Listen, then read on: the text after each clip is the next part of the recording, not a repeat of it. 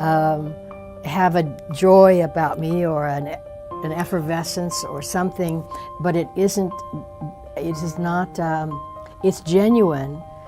Angie Dickinson, the legendary beauty icon of classic Hollywood, once carried an effervescence. Angie Dickinson was the famous beauty icon of old Hollywood. She had an air of elegance that could not be faked. She was the woman that every actress, singer, and big name in the business wanted to be with. But there was a secret that had been kept hidden for almost 50 years behind the flashy front.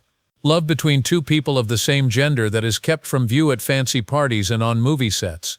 Threats, anonymous phone calls, and an unsaid rule in Hollywood that still gives people chills today all hung over that affair that they weren't supposed to have. So, who was this strange woman? And why did Angie finally say something after all these years? In today's movie, everything will be shown. Barbara Stanwyck, who was 22 years older than Angie, had been a Hollywood star since the 1930s, known for movies like Stella Dallas and Double Indemnity. But behind her calm and strong exterior lay a secret love life shrouded in mystery. After a famous marriage to actor Robert Taylor, who was once called Hollywood's golden couple, she divorced him quickly and for no reason in 1951. Then she moved into her big house at 1055 Alta Vista Drive in Beverly Hills and lived by herself. She never got married again, was never seen with another guy in public, and didn't talk about her personal life. That lack of response led to more rumors. In 1954, Confidential magazine asked about her personal life with a headline that called her the Hollywood stone-faced star and said that her love life was sketchy, calling her the only leading lady of the time who didn't have a guy by her side. There were whispered tales of women having relationships with younger women, with Angie Dickinson being the most common name. Between 1955 and 1957, Angie and Barbara were often seen together at fancy parties thrown by Howard Hawks, director, and Charles Brackett, screenwriter. They sat close together, got out of the way of the crowd, and shared quiet moments alone. At a party at the Sunset Tower Hotel in the spring of 1956, an unnamed photographer said Barbara put her hand gently on Angie's shoulder while they talked in a quiet area. The picture was never shown in public. Still, the story quickly spread among people in Hollywood. Hollywood wasn't even close to being ready for that kind of truth at that time. Barbara and Angie were quietly close, and Barbara was known for living a very private life. This became one of Hollywood's best-kept secrets. The story was kept quiet and tucked away under the shiny surface of show business. It was just another part that was hidden behind great facades, but a secret will always be found out no matter how closely it is kept. It all came together one wonderful evening in 1956 at a quiet villa in the Beverly Hills. When they looked at each other for the first time, everything changed. This one meeting may have started an exciting relationship, but what happened next was a maze of danger and never-ending problems. There were no official pictures, public statements, or admissions made by the people concerned. Still, if you have been patient enough to follow the many clues that have been leaked over the last 70 years, a scary secret story starts to come to light. There really was a real love between Angie Dickinson and Barbara Stanwyck at one point. It all began on the night of May 18, 1956, at a private party held at Barbara Stanwyck's home in Benedict Canyon. There were no reporters or cameras there, only her closest friends and family, along with a few up-and-coming stars from Hollywood. Angie was one of them. She wasn't very well known yet, and she wasn't the beautiful woman she would become. Stanwyck, who was already famous at that point, got there a little late. She didn't wear much makeup and went into the house by herself, which wasn't like her at all. She was talking with a group of young screenwriters as she made her way into the backyard. The two women had a private talk that lasted almost 40 minutes. No one thought that conversation would change their lives forever. As a server that night, Roberto Delgado noted that Barbara and Angie were a little different from the other people there. No one heard what they were saying, but the way they were standing made it feel like they were very close. A week later, Angie turned down a major movie part because she was worried about her health. Behind closed doors, the real reason was written in a private memo from the director's office that got out. Once the events at the Benedict event were over, the studio execs wanted her out of the public eye. Due to what happened that night, Angie quickly stepped away from the attention, and rumors about her relationship with Barbara began to spread. In the June 1956 issue of Photo Play, there was a private picture of two women sitting close to each other in a Paramount dressing room. Right away, readers thought the figures might be Barbara Stanwyck and Angie Dickinson. After a week, the picture stopped showing up in copies for no clear reason. The blurry picture wasn't much of proof, but it was enough to make people suspicious. More hints started to show up. Lydia Morgan, director of Modern Screen, wrote a secret story called The Secret Woman in a Star's Life in July. It was about an older actress in the Hollywood Hills who takes care of a younger rising star. Lydia later wrote a memoir in which she said that Barbara Stanwyck and Angie Dickinson were the ones who inspired her to write the piece, but she never named them. They are too afraid of getting sued.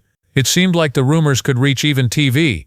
On a late-night show, KTV in the area talked about rumors that an older female star and a younger female star who rents a highly guarded villa in West Hollywood are dating. It turned out that there was no solid proof, but the fact that Barbara's known personal car, a pearl-coated Cadillac, was parked outside of 731 North Harper Avenue was too good to overlook. Things got more wonky.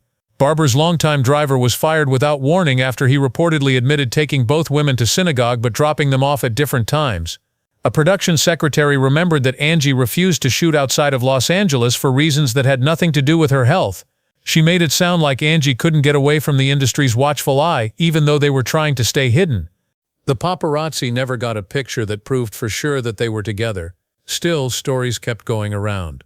After the fact, a member of the Paramount board admitted, "No one said it out loud, but everyone knew they were hiding something." Then what was bound to happen did. The world started to learn about a secret relationship between two famous people, a friendship that doesn't have a future but is too strong to end. And they were both faced with a cold, undeniable fact. No secret can stay hidden for good. Everything changed in July 1958.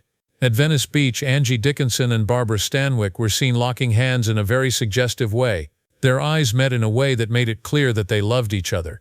At first, the Los Angeles Times refused to print the picture.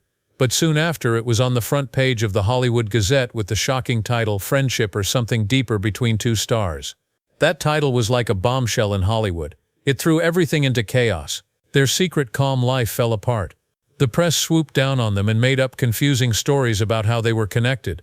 Their privacy was taken away, and their lives fell into a disaster that could not be fixed. Confidential magazine quickly made money off of the incident by putting out an article making fun of Barbara Stanwyck. They looked into her past. She married actor Robert Taylor in 1939, but they split up quickly and without a reason in 1951. Since then, she has lived alone in her home, which has led to rumors and tabloid fantasies about her love life. What not many people knew was that Barbara Stanwyck had been the subject of same-sex relationship reports for a long time. People in the business often said that even though she was married, her real relationship was with the renowned Hollywood screenwriter Mercedes Delasta. The relationship was never revealed in public, but it was always a dark and unspoken part of Barbara's private life. Small traces of that long-buried past were now being brought to light.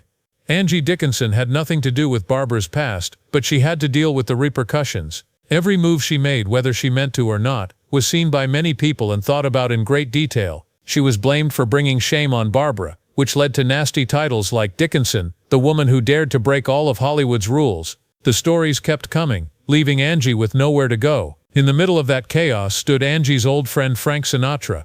But instead of standing by her, he stepped in with all the strength and pride that made him one of the most feared people in show business. Frank had always been there for Angie, even when she wasn't well known.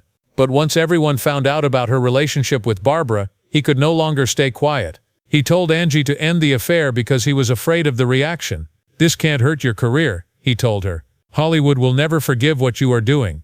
It got too hard for him to keep control. He planned all of Angie's public appearances and made sure Barbara was never seen near them. Peter Lawford, his assistant, started keeping a close eye on Angie's routine. Someone was sent to Angie's apartment one time when Frank called and she didn't answer, just to make sure she was safe. While this was going on, pressure from the media kept growing. Newspapers that write about gossip like Screenland and Modern Screen fed the fire, making her life a show. An article in Hollywood Life called "The Price of Fame" said it like it was. Love, even between two women, could not survive in a society bound by old norms. They said that a sign of femininity couldn't be in a relationship with someone of the same gender. The story made both women look like shameful outsiders in the Hollywood spotlight. Even though Angie met Barbara in secret, she could feel the gaps between them getting bigger. Angie later told a close friend that she felt like she couldn't breathe because of all the stress. Frank and the press had taken almost everything from her, leaving her with nothing. But what Angie may have found most painful was that Frank's help had not been out of love or genuine care. It was to keep his reputation safe. He hurt her as a side effect of his plan to protect Hollywood's fantasy. Angie understood that he had never put her first. Anything could have gone wrong for Angie Dickinson on October 15, 1958. A hotel room in Beverly Hills was so quiet that it was painful to breathe. It was dark outside and Angie was sitting still next to the phone. A dim light from the window lit up her face. Her face was clouded with confusion, and her eyes were hidden by a thick layer of deep unrest. She hung up the phone while Frank Sinatra called. That call made her feel like she had reached the last straw and couldn't go on any longer. Frank had called a week before, not to give advice, but to give a choice. Angie couldn't catch her breath because his voice was so cold and sharp. "I do not want to hear anything else," he stated. "You choose me or Barbara." His tone made Angie think he was angry. Frank wasn't a man who put up with disrespect. There had never been just love between them. Frank was in charge of everything. He had all the strings. He had helped Angie when no one knew who she was. As the scandal got worse, though, he couldn't stand her rebelling any longer. It was getting dangerous for Angie and Barbara to be together. A job that Frank had worked hard on for a long time was in danger. Angie was stuck between love and staying alive. She did something that night that would always bother her. She broke up with Barbara to keep herself safe in the cruel world of Hollywood. It was early in the morning when Angie got to Barbara's house the next day. Being in a trap made her feel bad. She had tried to dodge Barbara's calls for weeks, but she could no longer hide. She walked into the big room. It felt like everything was the same and empty. Don't hold Barbara there with her favorite book. The oil diffuser doesn't smell anything. There was only a painful silence. A short, cold note was on the table. "I'm sorry. I can't keep going. I can't live with all of this attention. The world has turned its back on me, so I can't keep this friendship going." Angie left Barbara's life because she had nothing else to offer. Nobody had to explain or give it a second look. The choice was terrible for both of them. Angie drove right away to the Sands Hotel in Las Vegas, where Frank was getting ready for a big show. They showed up in front of the press and guests, happy and calm, just like before. Angie's eyes were not happy, though. She didn't feel like herself anymore. She was like a robot. It wasn't love between her and Frank. That deal was a give and take, and she knew she had lost the one real thing. The press kept going. Old flame, new flame was the sad story in the New York Daily News the next day. The cruel choice Angie Dickinson made. It was more than just a report of the split. It showed how the woman she used to love the most was betrayed. It made people wonder if Angie really loved Frank or was just running away from herself. After that, more papers came out, and each one was harsher than the last. As the Hollywood Reporter put it, a love betrayed not only by society, but also by the one person it once trusted. The abuse got too much to handle. Barbara, who is known for being tough and resilient, broke down when Angie broke up with her. Later, a close friend said Barbara told them, "I decided to live in hiding not because I was scared, but because I couldn't stand loving someone the world wouldn't accept." She lost more than just love. She stopped believing in herself. In the weeks that followed, Barbara stopped talking to everyone, not going to public events or interviews. It looked like the end of the world had come. Angie felt empty inside, even though she stayed with Frank. They kept going to fancy events together, but she felt empty inside. As I walked next to Frank, I felt like I was a ghost moving against my will. People still thought she was beautiful, but Angie felt like she had lost herself. She was no longer imaginative or able to work on her own. Fran was in charge of her like a doll. He was her best friend before he stole her freedom. Their breakup was more than just a romance gone bad. The person's mind was broken. Angie tried to keep up her image, but it cost her a real love, which was very bad. She gave up the most important thing to save her job. Yes, Hollywood is very flashy and glamorous, but it's also a place where being real and real love often can't live. The story of Angie Dickinson and Barbara Stanwyck has been kept a secret for many years. A passionate and deep love stuck in the middle of a Hollywood that shines but doesn't forgive. No matter how beautiful or strong Angie was, she couldn't get away from what society expected of her. She had to give up love in order to stay alive in the end. This story isn't just about a secret love story. It looks at a business that is based on hidden truths and forces some feelings to stay hidden. What do you think about Angie's choice after everything she went through? She was hurt and sacrificed, but did she deserve it? Or did Hollywood take something much more important from her? Leave your ideas in the comments section below, and don't forget to like, subscribe, and turn on the bell so you don't miss the next story behind the scenes.